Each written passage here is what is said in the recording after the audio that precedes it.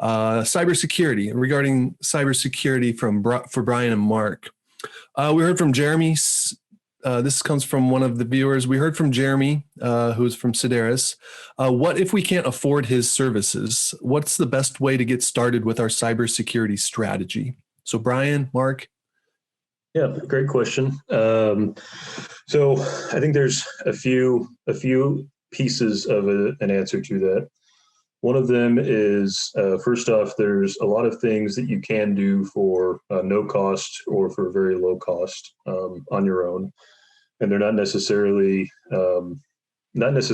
even directly technology specific. They're more kind of policy and organizational specific. And so if you, especially for that piece of my answer, I would check out some of those resources that are listed at the very end of my presentation that are coming from, one of them was the SBDC, also the FCC.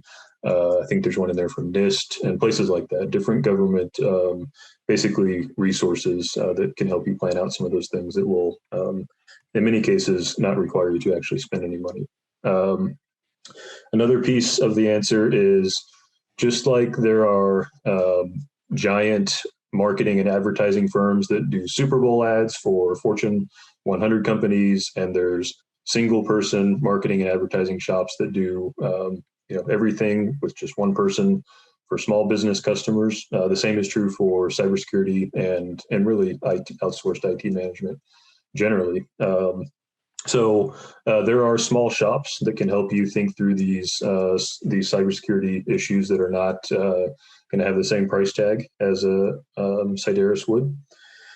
And I think the third piece to my answer is, I know it's hard, but really try to think of this not as an expense and as an investment, because that's really what it is. I know it's hard when you don't see necessarily every single day the tangible result of I didn't get hacked today, but it's something. It's an investment in the future of your company. One, to be sure that it continues to survive, that you don't go out of business as a result of getting fined for lax data security, and two, to highlight another point that Jeremy made in his portion of the talk.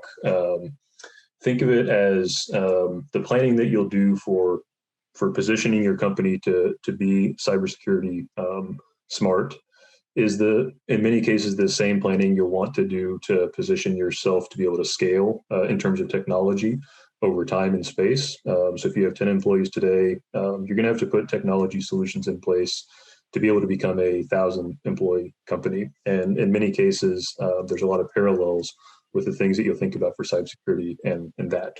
So think of it as an investment and not just an expense as well.